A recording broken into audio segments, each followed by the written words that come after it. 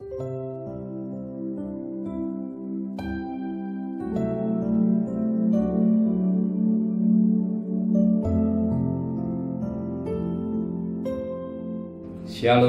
pagi bersama tundukkan kepala, pejamkan mata sejenak. Bapa yang bersembahyang kerajaan surga, terima kasih buat pemeliharaan yang Kau berikan dalam hidup kami. Kami rasakan bagikan umat Israel di Goshen dalam lindungan Tuhan, dalam pemeliharaan Tuhan. Tulah berdatang tapi kami tidak alami, dan sebagaimana bangsa Israel tidak alami karena Tuhan yang menyertai keluarga kami, hidup kami semua Tuhan. Dan pagi hari ini kami mengadakan mesbah keluarga, mesbah pribadi. Kami boleh naikkan pujian dan penyembahan, dan kami rindu juga untuk dengarkan renungan firman-Mu. Roh Kudus mengurapi hamba-Mu, mengurapi kami, sucikan hati dan pikiran kami, dan kami juga boleh naikkan doa syafaat kepada Tuhan. Haleluya. Shalom, pagi. Mari sama-sama kita akan membaca firman Tuhan. 2 Timotius pasal 1. 2 Timotius pasal 1 ayat pertama dan ayat yang kedua. 2 Timotius pasal pertama ayat pertama sampai 2. Surat Paulus yang kedua kepada Timotius. Dari Paulus yang Rasul Kristus Yesus oleh kehendak Allah untuk memberitakan janji tentang hidup dalam Kristus Yesus kepada Timotius, anakku yang kekasih, kasih karunia rahmat dan damai sejahtera dari Allah Bapa dan Kristus Yesus Tuhan kita menyertai engkau. Kita lihat bagaimana surat yang pertama, yang suratnya Paulus yang kedua juga pada Timotius. Salam yang katakan Paulus yang menyampaikan salam kepada Timotius. Apa? Perhatikan ayat pertama. Dari Paulus, Yesus, Rasul Yesus Kristus, oleh kehendak Allah memberitakan janji hidup dalam Kristus Yesus.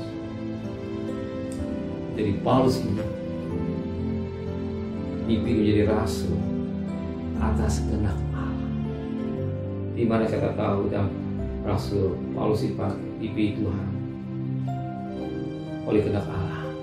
Kita lihat dalam perjalanan Paulus atau kata Saulus dalam perjalanan ke Damsyik, yang mengejar-ngejar orang Kristen, mau dibunuh, pokoknya dia ingin menganiaya orang Kristen. Tapi dalam perjalanan dia bertemu dengan Tuhan, ada sinar. Saulus, Saulus, mengapa engkau menganiaya aku? Disitulah Saulus rebah, dan Tuhan pakai Paulus secara khusus. Jadi Paulus tahu dia dipakai Tuhan harus kehendak Allah, bukan keinginannya, hawa nafsunya, tidak, atau kedagingan, tapi kehendak Allah. Dan pagi hari ini saudara, oleh kehendak Allah saudara diadakan mesbah. Kenapa? Tuhan mau. Sebelum kita mengadakan aktivitas lain, kita mencari Tuhan. Kita mengutamakan Tuhan di atas segala-galanya. Sebelum kita beraktivitas, cari Tuhan, utamakan Tuhan. Dan Alkitab berkata, carilah kerajaan Allah dan kebenaran. Cukup tidak, selebihnya bisa lebih hajar bangsa-bangsa yang kenal Allah.